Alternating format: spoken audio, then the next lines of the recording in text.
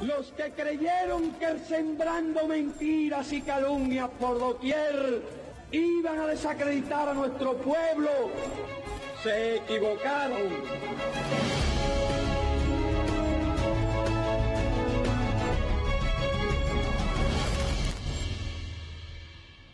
Hola, es esta la primera vez que nos encontramos para abrir archivos.cu, un programa de televisión realizado por un grupo de periodistas cubanos, y en tan solo 12 minutos le mostramos cómo el gobierno de los Estados Unidos intenta imponer matrices de contenido, ideas, incluso hechos falsos e inverosímiles para justificar así o encubrir acciones que tienen como fin dañar la economía cubana. We will very strongly restrict American dollars flowing to the military, security, and intelligence services that are the core of the Castro regime. They will be restricted. We will enforce the ban on tourism. We will enforce the embargo. Si bien es cierto que durante su campaña electoral Donald Trump había prometido dar marcha atrás a las relaciones con Cuba, la asesoría, reconocida por él mismo, de los senadores Marco Rubio y Mario Díaz-Balart, acercó mucho más el fin del proceso de normalización iniciado en diciembre de 2014. I want to express our deep gratitude to a man that's really become a friend of mine, and I want to tell you, he is one tough competitor, Senator Marco Rubio. And I listened to another friend of mine, Congressman Mario Diaz-Balart, and I'll tell you, I loved what he said, and I appreciated, Mario, I appreciated what you said so much. En el gobierno de Trump han logrado tener una gran influencia un grupo de políticos oportunistas que forman parte de la especie de estructura mafiosa de hacer política del estado de la Florida. A veces se confunde a este grupo, a esta maquinaria política, con la voluntad de los cubanos en los Estados Unidos, lo que es un error. Sin embargo, los hechos más recientes acontecidos en América Latina demuestran un diseño mucho más amplio para toda la región. En el caso de Trump, por supuesto, Cuba es un bastión en términos de defensa a la soberanía nacional, a la independencia. Ese es el tema Cuba con Estados Unidos. O sea, no encaja dentro de los planes que Estados Unidos tiene para la región, para el mantenimiento de la hegemonía estadounidense en la región, por el ejemplo que ha sido Cuba en términos de defensa a la soberanía nacional. Mentioned back in at the end of last year that we're looking very much at the troika of tyranny, including Cuba and Nicaragua, as well as Maduro. Part of the problem in Venezuela is the heavy Cuban presence, 20 to 25,000 Cuban security officials by reports that have been in the public. This is the sort of thing that we find unacceptable, and that's why we're pursuing these policies. Cuando vemos, por ejemplo, los tweets del presidente Trump, con el tema Cuba, por ejemplo, hubo 3 o 4 tweets nada más en 2 años. Cosa que es sumamente llamativa en el sentido de que esa es la vía de comunicación fundamental que está usando Trump para anunciar sus estrategias, sus visiones. Pero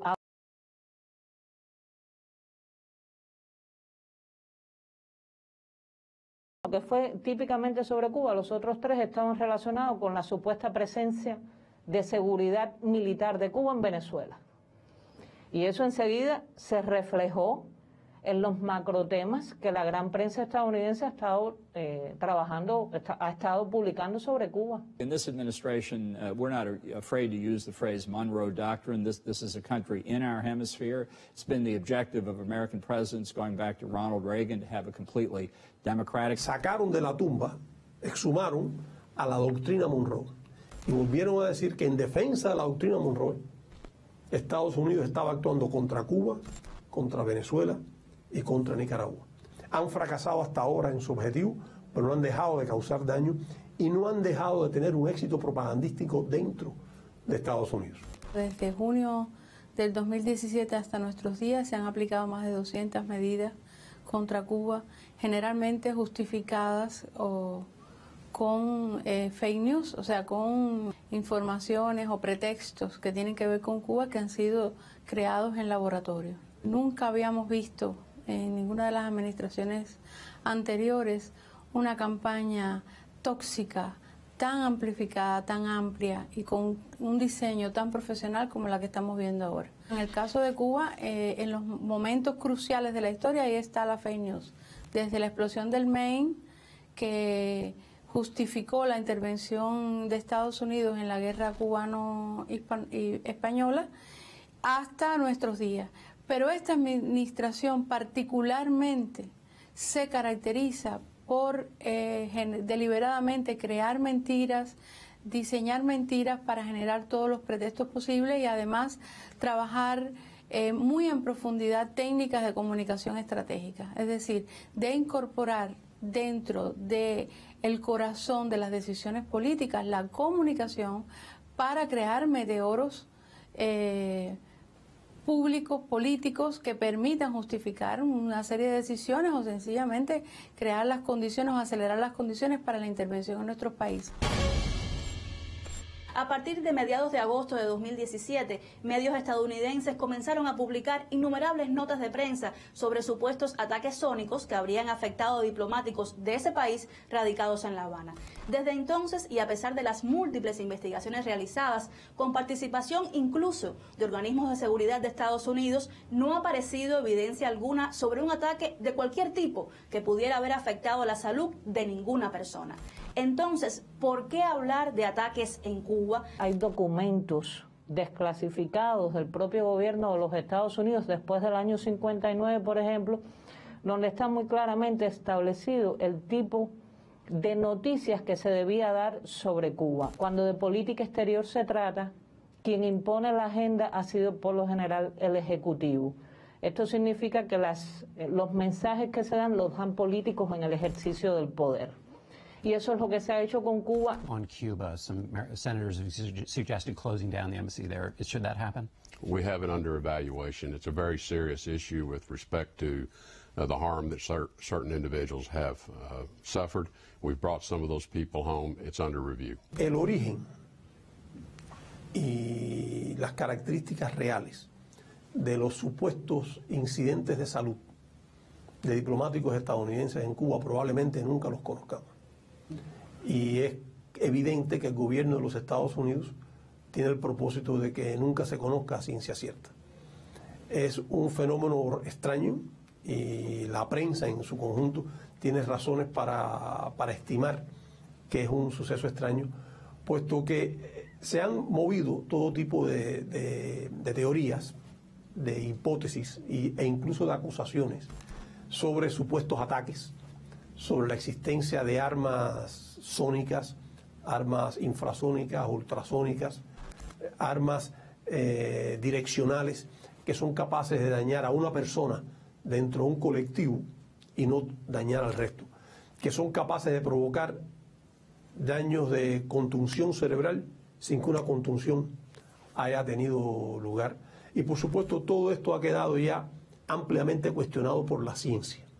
La falta de una explicación objetiva, sujeta a la ciencia, ha sido ya cuestionada. Pero el gobierno de los Estados Unidos, como se puede observar hoy, ni siquiera le presta atención al asunto. No tiene un propósito de llegar al fondo de qué fue lo que sucedió, porque el gobierno ya tuvo la capacidad de manipular el asunto de manera muy hábil y con el respaldo nuevamente de los grandes medios de difusión y la capacidad que tiene el gobierno de los Estados Unidos de abrumar y dejar establecida una matriz de opinión. Con la ley de la democracia de Bush comenzó este desplazamiento hacia transitar los fondos para el cambio de régimen hacia el escenario digital.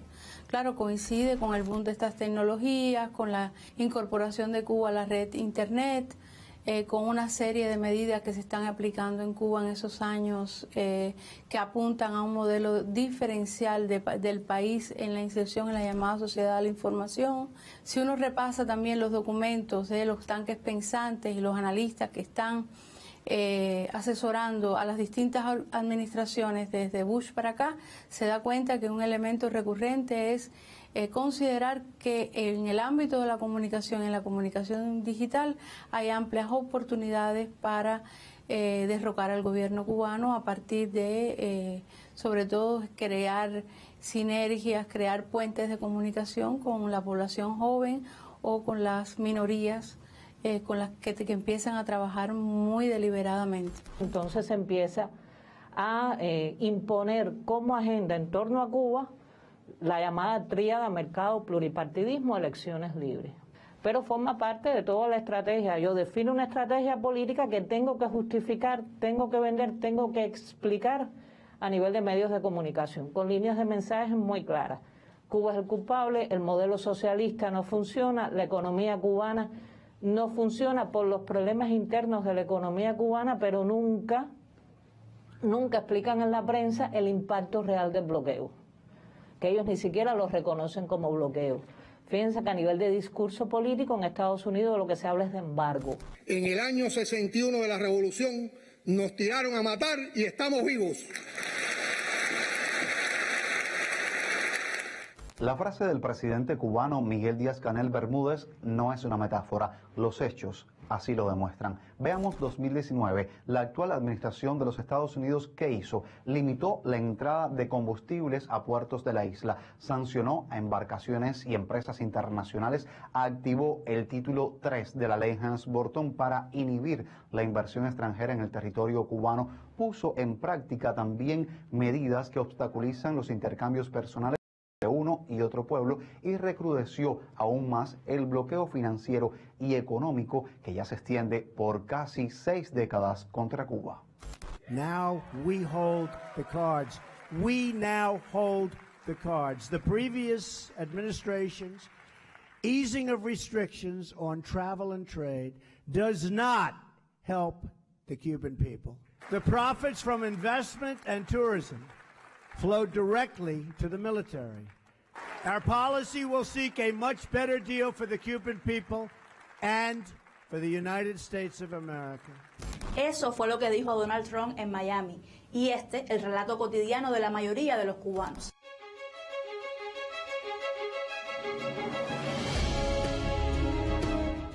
Con lo de los viajes al exterior y todas esas cosas que ellos nos frenan, con la poca ayuda que podemos tener de ellos para los medicamentos que nos hacen falta. En este caso, a mí como taxista, nos afecta, se reduce mucho la entrada del turismo en Cuba y es falta de trabajo que tenemos. El bloqueo es una cosa que es una cosa vieja, antigua, caduca. Obama lo dijo y Obama trató de abrir la cobertura para que ese bloqueo dejara de existir, pero Trump ha apretado tanto. Bueno, tenemos problemas con el combustible, las medicinas. Miren la situación que tenemos en el país, muy dura. Sería muy bueno para Cuba que el turismo americano pudiera entrar sin tener tanta restricción. Y pregunta es, ¿hasta cuándo?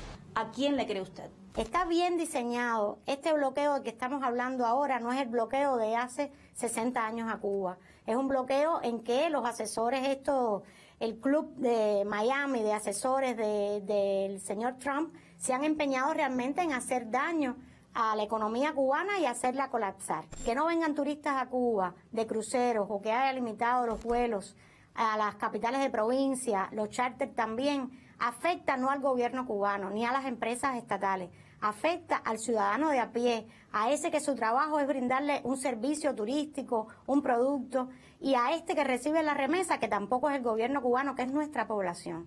Es decir, que es un bloqueo muy bien encaminado a asfixiarnos también financieramente. Como se ve, son intentos de dañar a Cuba en prácticamente todas las áreas que son importantes para el desarrollo económico del país.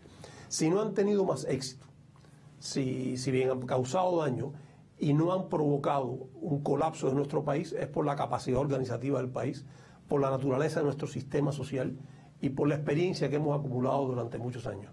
Pero no debe desconocerse que es un daño significativo que afecta las potencialidades de desarrollo de Cuba, que afecta a nuestros planes de desarrollo y por supuesto que van dirigidas a dañar el bienestar de toda la población, a castigar al pueblo de Cuba en su conjunto.